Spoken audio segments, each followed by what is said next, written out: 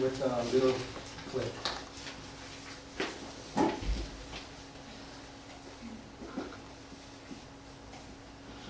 Yesterday, December 7th, 1941, a date which will live in infamy.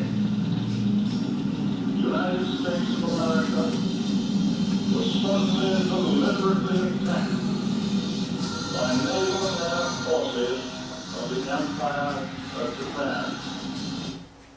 Okay, this was the attention getter used by FDR, Franklin Delano Roosevelt, our 32nd President of the United States of America. Well, this was delivered on December 8th, 1941, a day after Pearl Harbor was attacked by the Japanese Empire. As Americans, we should know what the Pearl Harbor speech was meant for and what proceeded afterwards. So today, we will visually and verbally give you the anatomy of the Pearl Harbor speech. By first, why we chose the speaker and the speech. Second, we will give you the significance of the speech. Thirdly, we will give you a demonstration of communication concepts that FDR used in his speech to the nation. And finally, he will tell you what inspiration he found in the speaker as well as in the speech. So first, we will tell you why we chose the speaker. FDR, Franklin Delano Roosevelt. His speech represented and demonstrated true persuasion when it came to delivering his speech. Confidence. Confidence was his main key when it came to delivery, not only for the Pearl Harbor speech, but for other speeches as well. Facts.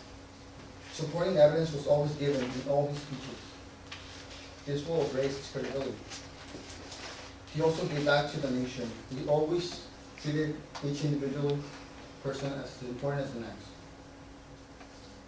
According to the Huffington Post, this speech gave birth to the line, "A day which we will live in infamy." By that I mean that because being attacked with a surprise without a formal declaration of war was a shameful thing. This shame our country, shame our president, and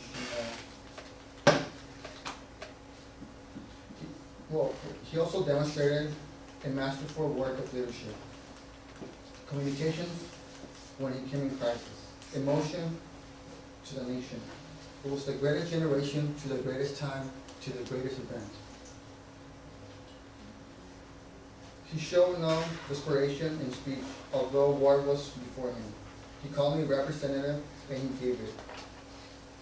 Even though he had to overcome polio, as most Americans at the time didn't know, he had that to overcome. Now that I talked about what was the reason for choosing the Pearl Harbor speech, then FDR, the speaker, will tell you now about the significance of the speech.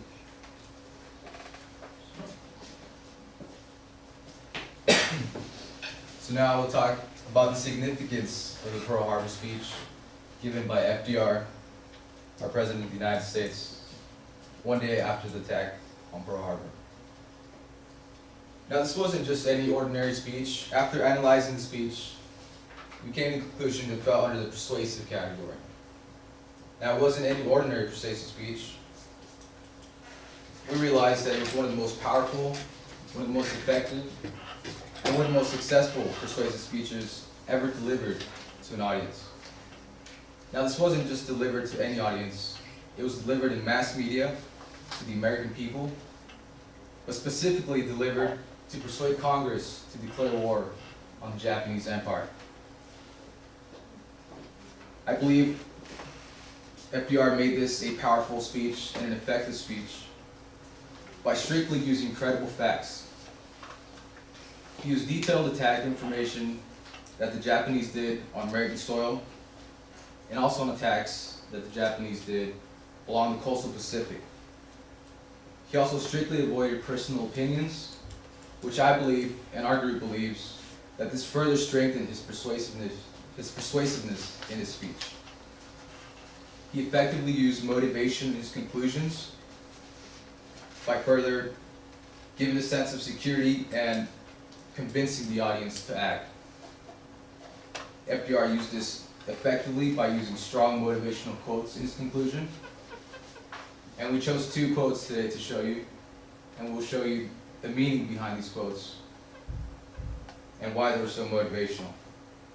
The first quote reads, "No matter how long it may take us to overcome this premeditated invasion, the American people, with a righteous mind, will win through absolute victory." And what he means by this is that although we're not in a state of war yet, when we will, with the dedication of the Americans, we will come to absolute victory.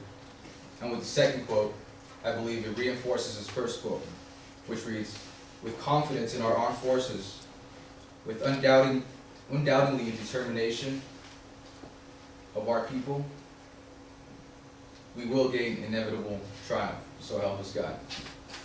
Now this means with the help of every American, we will come to absolute victory. With these 2 quotes, I believe he motivated the audience to act following his speech, which I believe every persuasive speech should have, and that's motivation. So now that we've talked about why we chose Pearl Harbor speech by FDR and the significance behind the speech, I will now give you a few communication concepts that FDR used in the Pearl Harbor speech. FDR established ethos very effectively, establishing credibility, and establishing character. Aside from being the 32nd President of the United States and the Commander-in-Chief of our armed forces, FDR was considered to be a masterful communicator. He was able to portray his voice very effectively. And although speaking to mass medias, he did this so well that although speaking to a large audience, an individual will get the sense of feeling of having a one-on-one dialogue with FDR.